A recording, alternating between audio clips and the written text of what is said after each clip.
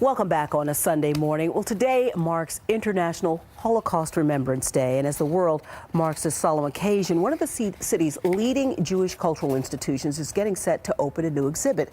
It's called Auschwitz, not long ago, not far away. And you might recognize our guest this morning from his career in real estate development, but Bruce Ratner is also chairman of the Museum of Jewish Heritage, a living memorial to the Holocaust down in Lower Manhattan. And Bruce, we want to thank you for coming in this morning, and thank you for bringing this exhibit to Manhattan. It's not coming till the spring, but tickets are already on sale, so we want to give people an idea of what is coming and why you felt this was so important to bring here to the city. It's currently on exhibit in Spain, and that's where you saw it. And thank you for having me, Pat. Oh, pleasure. 74 years ago today, Auschwitz was liberated by Russian soldiers, and what they saw was horrendous. Bodies piled up. There were 7,000 prisoners left that were too sick to go on a death march by the Nazis.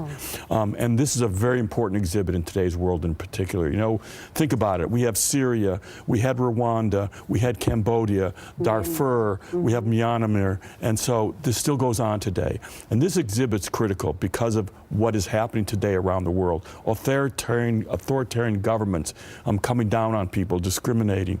It's really what hate can do is what you're really seeing. The cruelty of the human spirit, you just can never underestimate that. And you mentioned the anniversary, but we also recognize that 74 years ago, a lot of memories and witnesses are fading away. So exhibits like this one, especially for the post-Holocaust generations, are so critical to keep this in the forefront of our minds. It is, because we have to learn from history. It doesn't necessarily repeat itself exactly the same way, but we learn from the lessons. We learn what a state is capable of doing. We learn what hate can do, what discrimination can do, what not having immigration and refugees. The importance, Jews could not go anywhere during that period of time. No country would accept them, despite all the killing and so on. And the same thing is happening today.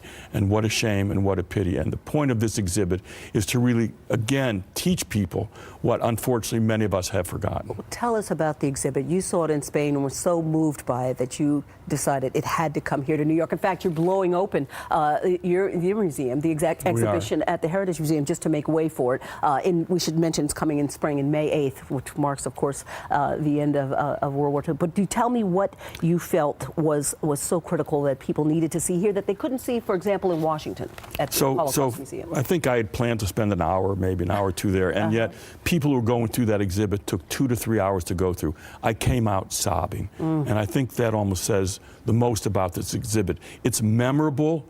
There was one thing that struck me. There was a little boy's shoe with a sock hanging out of it. And that sock and that shoe represented this little boy had gone to the gas chamber and he had taken off his shoes and he had left them by the side, and that's how it was found. So that's one example. Another is a ring where a couple that was engaged, he left her a little ring made out of tin that he made for her, and she was taken away. She hid the ring and she kept it. She tried to find him after the war. She was not able to. He died. In fact, she hid it under her tongue, right? She hid it under her tongue, and the Nazis couldn't find it, because had they found it, she probably would have been put to death. As were 6 million people during the Holocaust. 6 million people, and the incredible thing is 1.5 million children. It's just, it's shocking and horrible. But today is a day to remember, but it's also a day to have lessons learned and to make sure that this doesn't happen again.